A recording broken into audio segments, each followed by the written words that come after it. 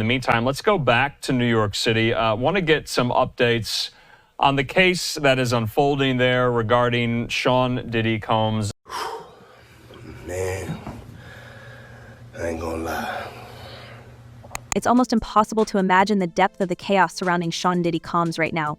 The man, once heralded as a music mogul and cultural icon, is now at the center of one of the most jaw-dropping scandals in entertainment history. But here's the kicker. Just when you think the story can't get any darker, more details emerge, and they're more shocking than anyone could have anticipated. What exactly is Diddy accused of, and how far will he go to protect his empire? Let's dive into the latest chapter of a saga that's rocking Hollywood to its core. Breaking news tonight, Sean Diddy Combs has been arrested in a Manhattan hotel this evening after a grand jury indicted the music mogul. His attorney tells CNN that he is currently being processed. The charges are unclear as of this moment. Picture this, a multimillionaire trapped in a cold, windowless cell, scribbling frantic notes on scraps of paper. That's apparently what Diddy has been doing while awaiting trial, and the contents of those notes have sent shockwaves through courtrooms and newsrooms alike. According to reports, authorities raided his cell during a routine sweep and stumbled upon a series of handwritten messages that could blow his case wide open. These weren't just random musings or doodles, they were allegedly instructions. Instructions prosecutors claim to find dirt on his accusers and silence them for good. Can you imagine? A man who once dominated the music charts is now reduced to plotting revenge on scraps of paper, all while facing what could be the downfall of his career and legacy. So there's a few things going on. First is the privilege issue. The judge will decide whether the documents are privileged or not. If they're not, they're going to go to the government. If the documents are not only not privileged, but they're evidence of witness tampering, then a few things can happen, all of which are bad for Sean Diddy Combs. Okay. First, of course, he could face obstruction of justice charges in a superseding indictment. The notes are said to include chilling directives like pay off witnesses and find everything on victim. Prosecutors argue this is evidence of obstruction, painting a picture of someone trying to manipulate the case from behind bars. But that's not all. Diddy supposedly made numerous calls to family members, urging them to dig up damaging information on his accusers. One prosecutor even claimed that Diddy instructed his relatives to coordinate with individuals outside his legal team to handle certain accusers. What does this tell us? It suggests desperation, a man scrambling to regain control in a situation spiraling completely out of his hands. And let's be honest, if these allegations are true, it's not just desperation, it's downright sinister. Exactly. You're just like, it's there. I mean, it's not just there. It's everywhere. My news feed is dominated by it. Fox News, CNN, everyone. There's raids at Diddy's house. Diddy's defense team, of course, is fighting back hard. They've labeled the raid on his cell a violation of attorney-client privilege, arguing that those notes were private and meant for his legal team. His lawyer, Mark Agnifilo, has been vocal, calling the search an egregious overreach and accusing the prosecution of misconduct. Virtually every single thing in these legal pads are matters he discusses with his attorneys, Agnifilo said in court, claiming the notes reflect legal strategy, not criminal intent. But here's the million-dollar question. If these notes were just legal brainstorming, why do they read like a checklist for witness tampering? You don't need a law degree to see how that looks. At the courthouse in Lower Manhattan, the judge ordering the prosecution to turn over its findings from a jail cell raid, Diddy's jail cell, just yesterday. What were the contents of those raids? Well, apparently, according to the defense, they're legal documents. The government's saying no, on the contrary, they're just some handwritten notes and a calendar. The prosecution isn't buying the privilege argument either. Assistant U.S. Attorney Christy Slavic made it very clear during a recent hearing that a witness was paid off, and finding dirt on two different victims is not a privilege. She further argued that these notes point to a clear pattern of obstruction, with Diddy allegedly trying to influence the case even while incarcerated, and that's where it gets even murkier. According to Slavic, Diddy's actions aren't just about protecting himself, they're about controlling the narrative and silencing anyone who might expose him. That's a level of manipulation that's hard to wrap your head around. I think it's over. You think it's over? I think it's over for him as like a figure in entertainment. Right. But do you think it's over as him as far as like he gets a cell right next to R. Kelly? I don't think so. But let's zoom out for a second. This isn't just about some scribbled notes or a few phone calls to family members. This is part of a much larger story, a story that's been unraveling for months, if not years. Diddy's legal troubles began with accusations of exploitation and abuse, but what's emerging now goes far beyond what most people could have imagined. The allegations paint a picture of systematic manipulation, where power and wealth were allegedly used to exploit and silence victims. And the deeper you dig, the darker it gets. That's what people were saying, and maybe everybody's a conspiracy theorist now, but that's what people were saying about the Diddy situation. Like when the feds rolled up, with the Hummers and shit, they were like, it wasn't about Diddy, it was about if there were tapes of powerful people there. Yeah.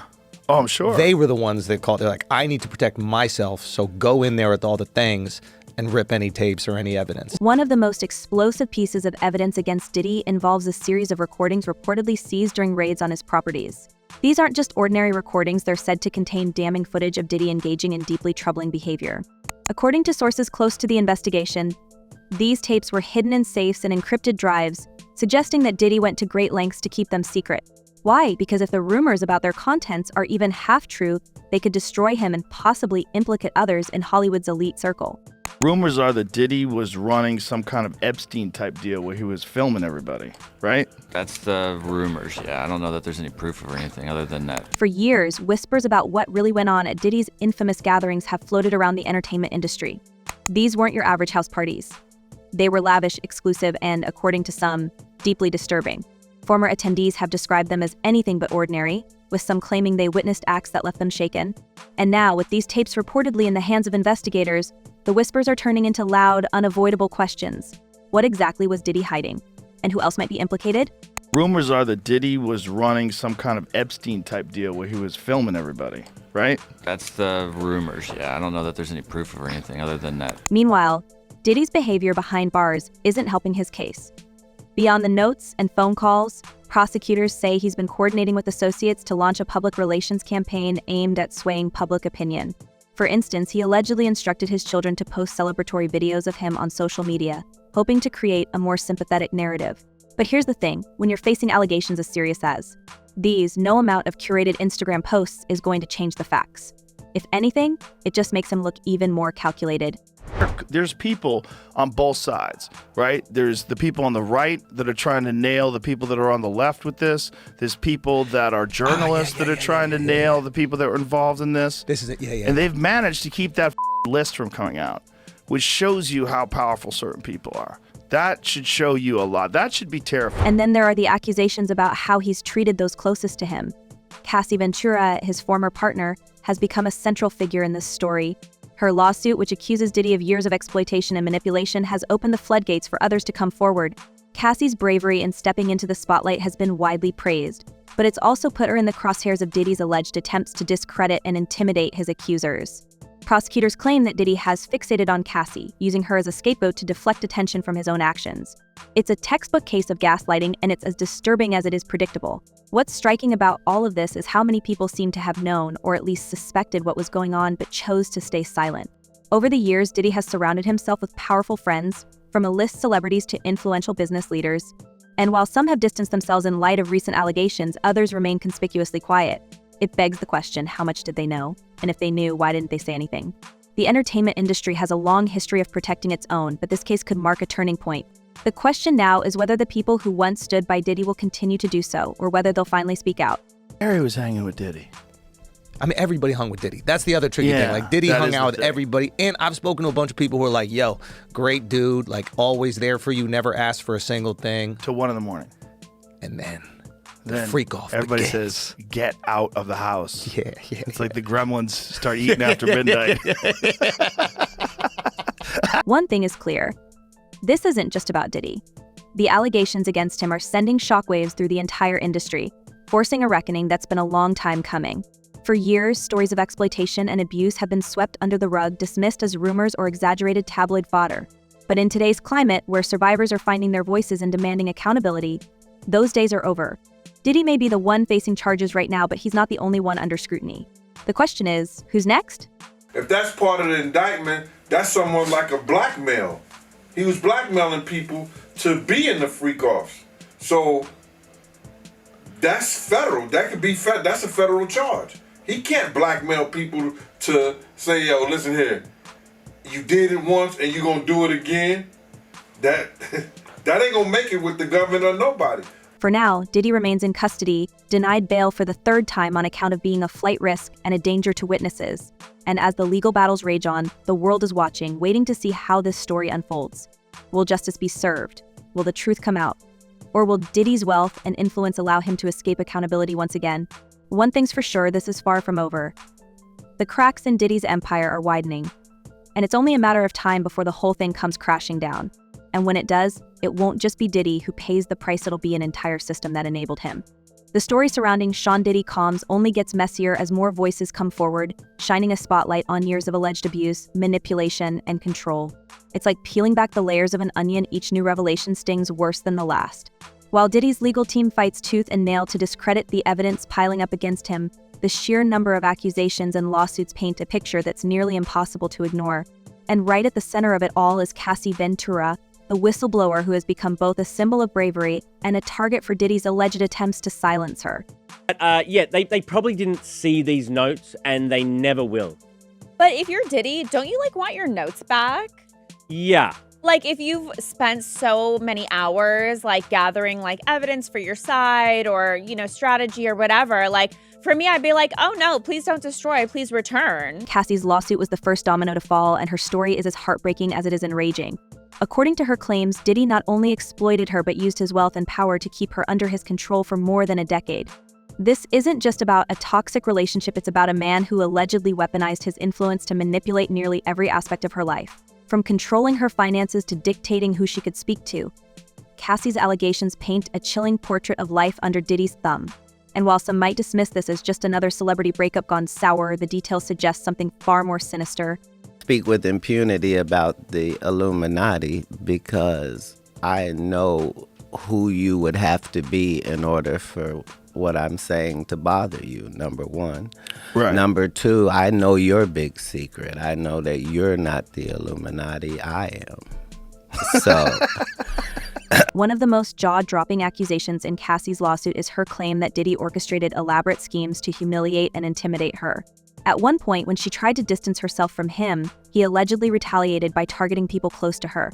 There's even a claim that Diddy once made threats against rapper Kid Cudi, who Cassie briefly dated during a rough patch in their relationship. Not long after, Cudi's car mysteriously exploded in his driveway. While Diddy's team has denied any involvement, Cudi himself has reportedly confirmed this chilling incident, saying, "This is all true."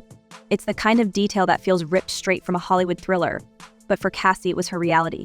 Everybody who tells the stories I saw her go upstairs and these dudes are right on the couch. Yeah. And then I go in this room and these guys are yeah. And pros. Apparently he was getting male gigolos to girls.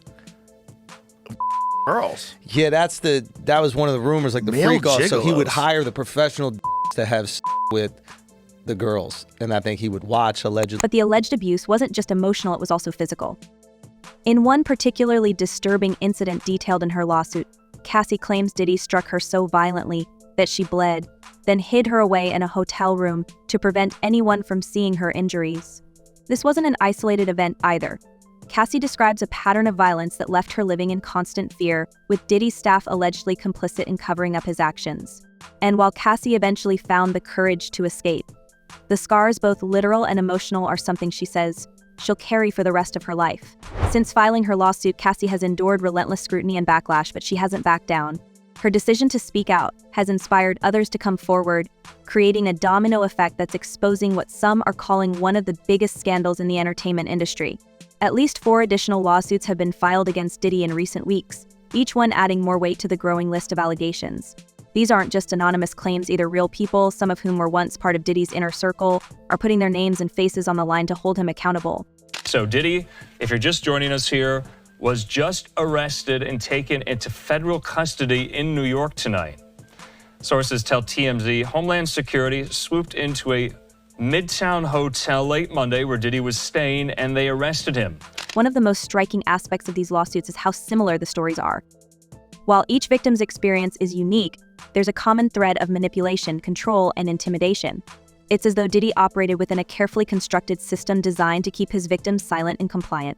And it wasn't just women who were allegedly targeted. There are claims that men were also subjected to coercion and humiliation, further complicating the narrative. This isn't just about one man's alleged actions, it's about a culture of silence and complicity that allowed it to continue for years. Responsibility for what he did as an individual. Sean is the one who pulled that gun out. Sean is the one who shot. So he has to take responsibility for that.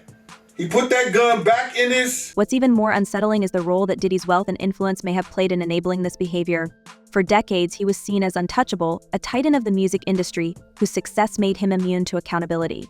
He threw lavish parties attended by the biggest names in Hollywood, hosted charity events that painted him as a philanthropist, and cultivated an image of success that many admired.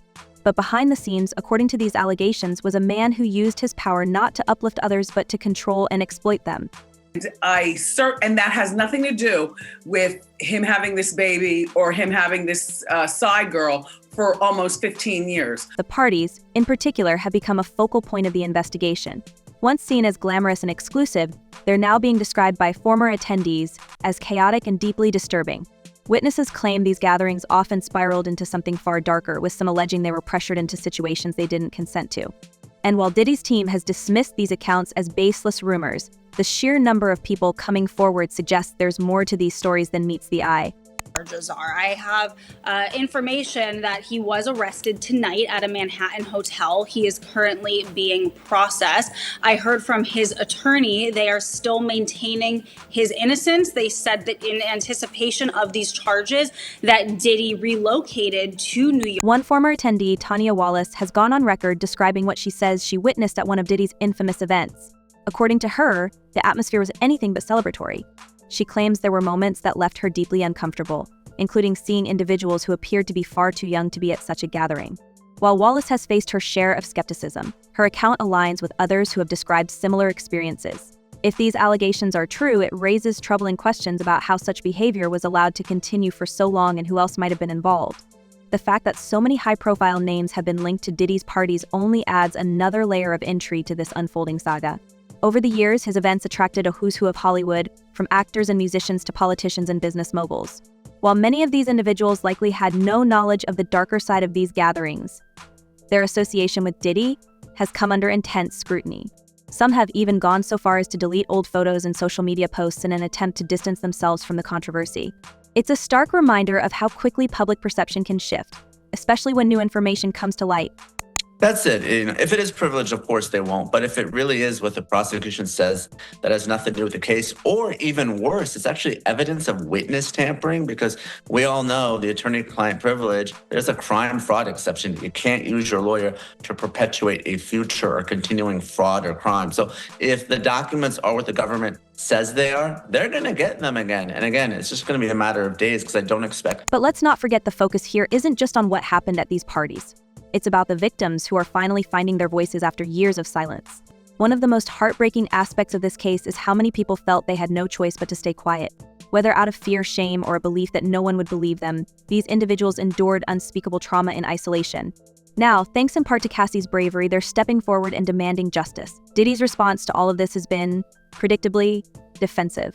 His legal team has denied the allegations, calling them exaggerated or outright false. In a public statement, Diddy insisted he's being unfairly targeted, claiming enough is enough. For the last couple of weeks, I have sat silently and watched people try to assassinate my character, destroy my reputation, and my legacy. But for many, these denials ring hollow. After all, if the accusations were truly baseless, why have so many people come forward with such similar stories? And why did Diddy settle Cassie's lawsuit so quickly after it was filed? These are questions that remain unanswered, and they're not going away anytime soon. He doesn't kind of buy what the prosecution's selling. He thinks they've looked at the notes. Yeah. He thinks that they're cheating. I mean, I would think that too. But apparently, what happened is commonplace. As the legal battles continue, one thing is clear. This case is about more than just Sean Combs. It's about holding powerful people accountable, no matter how untouchable they may seem. It's about creating a culture where survivors feel safe coming forward knowing they'll be believed and supported. And it's about dismantling the systems that allow this kind of behavior to go unchecked. Of course, the road to justice is never easy. For every step forward, there are setbacks and challenges. Diddy's legal team is doing everything in its power to discredit the allegations and protect his reputation. And while the evidence against him seems overwhelming, the outcome of these cases is far from certain. But one thing is for sure, the world is watching. And no matter what happens, this case will have lasting repercussions not just for Diddy, but for the entire entertainment industry. So it sounded crazy, like I said before. They said that 2,300 people reached out to the law firm. And out of the 2,300 people, I guess they decided to go with just a little over 100, which seems like it's they just put out the number and everybody's calling to see if they can get a check. It's insane. It's insane. Now, again, he did say that nothing has been filed yet because he says he wants to make sure that they do their due diligence and get this right. So what's next? Will more victims come forward? Will the tapes reportedly seized by investigators reveal the full extent of Diddy's actions? And perhaps most importantly, will justice finally be served? Only time will tell. But one thing is certain, this is a story that's far from over. As more details emerge, the spotlight on Diddy and the industry that enabled him will only continue to grow. And while the road ahead may be long, the courage of those who have spoken out offers a glimmer of hope that change is not only possible but inevitable. So what do you think? Is Diddy's downfall inevitable, or will he manage to evade justice once again? And who else in Hollywood might be implicated as more evidence comes to light? Share your thoughts and theories in the comments below. Until next time, stay informed and stay curious. Goodbye.